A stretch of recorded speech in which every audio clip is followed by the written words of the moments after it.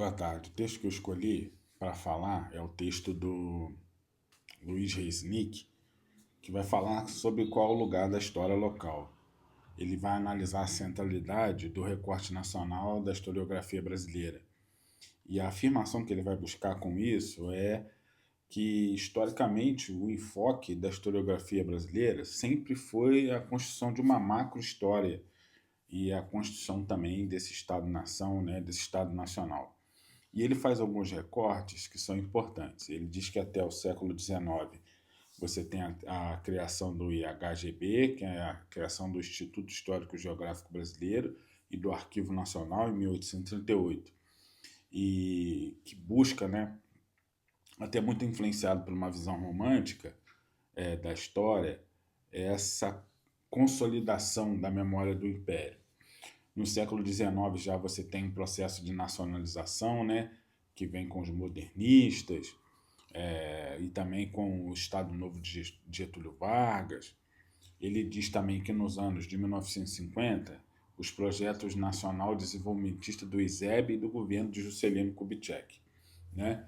Esses são alguns recortes que ele faz aqui, fazendo recortes históricos para situar. Ah, Durante o período de ditadura e pós-militar, os governos militares promoveram a integração nacional pelos meios de comunicação, né? Obras de infraestrutura e a consolidação também dos cursos de pós-graduação acadêmica. Mas mesmo assim, você é mantida, né, a, a macro-história, essa história nacional, em detrimento das histórias da micro-história, né? Os Resnick vai dizer também que existiam duas correntes dominantes, né, que abordavam o espaço local. Uma era uma submissão ao padrão nacional, ou seja, a historiografia local ela era diluída e era encaixada nos ciclos, né, da história do Brasil, Brasil colônia, Império, República, e acabava gerando uma generalização muito grande. E a outra era um superdimensionamento, né? Que buscava uma atribuição muito valorosa da história local, ineditismo, né? Essa questão de ser uma história inédita, de ninguém nunca disse, ou papéis centrais nos grandes eventos da pátria, né? Ele diz como exemplo afirmar que o município foi pioneiro de uma cultura ou berço de uma industrialização para inflar a autoimagem do local. Aqui na minha região tem a questão da CSN, né? Companhia Siderúrgica do local, Companhia Siderúrgica Nacional, que é muito desse contexto. E ele faz uma sugestão que é para que a gente renove o papel da metodologia e da história local, né, através de dois eixos centrais: um processo de identificação, as identidades contemporâneas, né, a identidade múltipla e provisória. E ele diz que a história local atua como um dos tecidos dessa identidade. E a outra que ele faz é a interseção com a microhistória, inspirado em muitos autores da historiografia da microhistória, né? Carlos Gibas, Giovanni Levi, entre outros. E ele diz que opera em novas escalas de observação, né? Reduzir a escala, você reduzir a história, segundo ele, não é você diminuir a história, você reduzir a escala. Não é você diminuir a história. Então, o local não se opõe ao nacional, né? Muito pelo contrário, eles são parte integrantes, né, desse processo.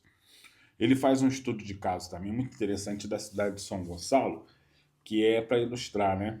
Ele diz que o bairro de Neves, de 1920 a 1940, ele diz que concentrou mais investimentos públicos em infraestrutura do que a própria sede no município, né? Cruzando a urbanização local com processos de industrialização, né?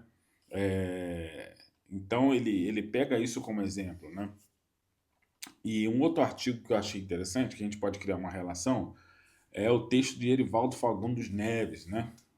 Que o título do artigo é História e Região, tópico de História Regional e Local. E vocês convergindo, existem alguns pontos de convergência que são importantes e que eles concordam. É que é necessário uma superação do viés nacionalista e do preconceito acadêmico, né, com as histórias locais, com a historiografia que aborda esse aspecto mais regional. que é necessário também um espaço, né, como uma construção social de identidade, e nisso os dois concordam, né, que o local não é apenas um dado geográfico físico, né, mas uma construção humana delimitada e que existem relações de poder, são laços culturais de pertencimento, né? E um outro ponto que os dois artigos convergem é a apropriação do recurso da microhistória, né? Os dois historiadores acabam recorrendo à matriz da microhistória italiana, né? Do Carlos Ginzburg, do Jacques Revel, como ferramenta fundamental para dar densidade analítica, né? Então, existem essas similaridades muito importantes. Os dois vão concordar de que é necessário de que haja essa superação. Por exemplo, o Erivaldo Fagundes, ele diz que existe um preconceito e de que, por exemplo, a história regional era uma historiografia de amadores, né? Então, muito importante a leitura desse artigo também do Erivaldo Fagundes Neves sobre história da região, para que a gente também amplie essa importância de uma história regional.